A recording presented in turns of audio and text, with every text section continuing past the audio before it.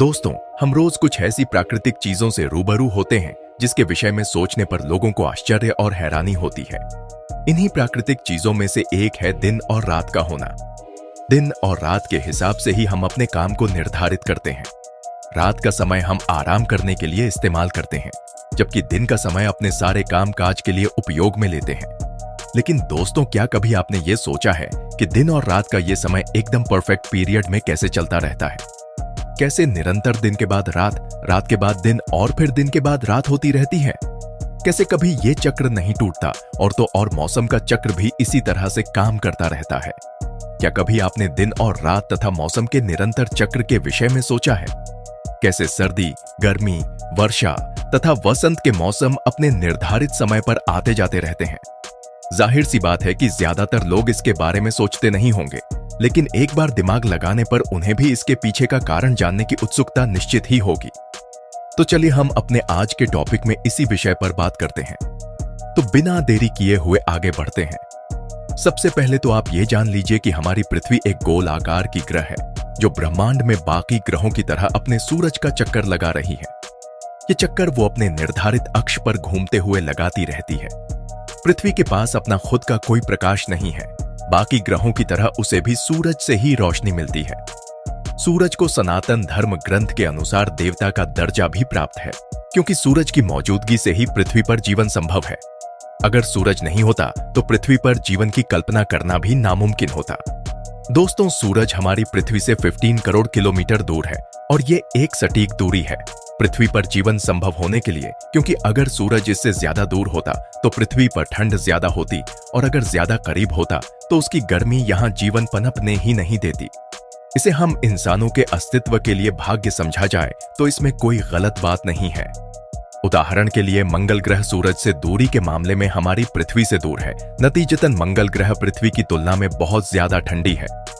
अब चलिए हम अपने सवाल पर आते हैं कि दिन और रात होते कैसे हैं। वैसे तो इसका जवाब साधारण सा है।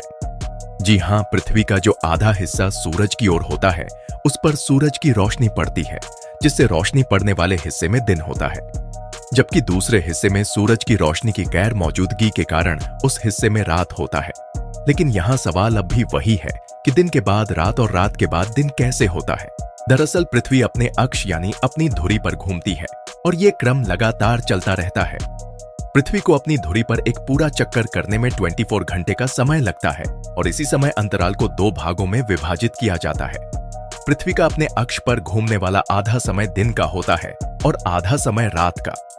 हालांकि ये भी सच है कि पूरे साल भर में कुछ रातें बड़ी होती हैं और कुछ दिन छोटे होते हैं, तो वहीं कुछ दिन बड़े होते हैं और कुछ रातें छोटी होती हैं। चलिए अब इसे भी अच्छी तरह से समझते हैं।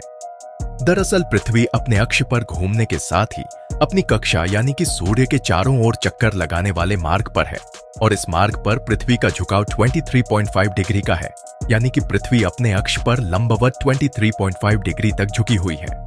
अपनी धुरी पर झुके होने के कारण जून में पृथ्वी का झुकाव उत्तरी ध्रुव पर सबसे अधिक होता है, जिस वजह से 21 जून का दिन सबसे बड़ा और रात सबसे छोटी होती है। जबकि इसके विपरीत 22 सितंबर को पृथ्वी का झुकाव सूर्य की और दक्षिणी ध्रुव पर सबसे अधिक होता है, जिस कारण 22 सितंबर को रात सबसे लंबी और दिन सबसे छोटा होता है। अब आप समझ गए होंगे कि पृथ्वी के अपने अक्ष पर झुकाव के कारण ही उत्तरी गोलार्ध में दिन छोटा और रात बड़ी तथा दक्षिणी गोलार्ध में दिन बड़ा और रात छोटी होती है। दोस्तों, 21 मार्च और 23 सितंबर को पृथ्वी का उत्तरी और दक्षिणी ध्रुव पर सूर्य के प्रति झुकाव एक जैसा होता है और इसी वजह से इन दोनों दिन और रात बराबर होते हैं। चलिए अब आगे बढ़ते हैं और जानते हैं कि पृथ्वी पर मौसम कैसे बदलते हैं। कैसे साल भर के समय अंतराल में अलग अलग मौसम अपने निर्धारित समय पर आते हैं और चले जाते हैं। दोस्तों, दरअसल पृथ्वी सूर्य का एक परिक्रमा यानी कि एक राउंड पूरे 1 वर्ष में पूरा करती है। 365 दिनों का समय इस परिक्रमा को पूरा होने में लगता है। इस दौरान पृथ्वी अपने अक्ष पर समान संबंध में झुकी रहती है, लेकिन परिक्रमा के दौरान पृथ्वी की दूरी सूर्य से बढ़ती घटती रहती है।